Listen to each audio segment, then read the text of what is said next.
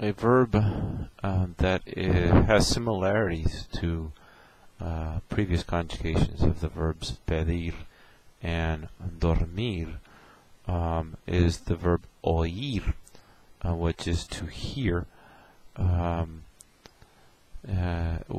similar verbs to oír will be creer, leer, and caer. Creer, which is to believe, and leer, which is to read, caer, which is to fall.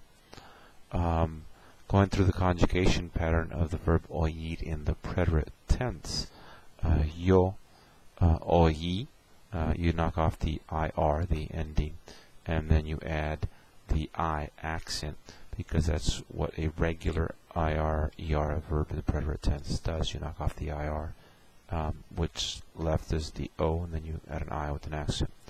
With tu, you knock off the IR and you have an O, and you put the preterite ending for ER, which is ISTE. And this one you have an accent as well, and I'm going to explain the accents in a little bit. This is how it differs from pedir and from dormir. When you get to el, ella, usted, you again knock off the IR, and you are left with O, and then a regular ERI, a completely regular ERIR would have received an IO with an accent. However, in this case, if you put that with no change whatsoever, you have this awkward and funny looking spelling.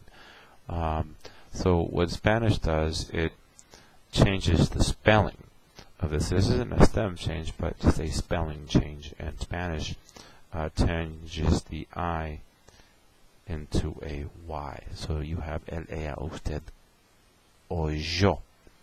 The nosotros forms oímos with an accent on the I. The vosotros form is oísteis. Again, take your tu form and add an IS, and that's how you get the vosotros form in the preterite tense with an accent on the I. Ellos, ellas, ustedes. Again, if you were to follow the traditional and regular conjugation pattern, you would add I, E, R, O, N. However, in this verb, you would get this awkward and funny looking spelling of three vowels together. What Spanish does, takes the I and turns it into a Y. So in ellos, ellas, ustedes, you get oyeron. So again, similar in what pedir and dormir do, in that in this bottom conjugation, the third person singular, and third person plural, the I in the conjugation will turn into a Y. Again, it's a spelling change. And then verbs like oír, which are creer, leer, and caer, and a few others, do something more. They then will accent the I on tú, oíste, on nosotros, oímos, and vosotros oísteis.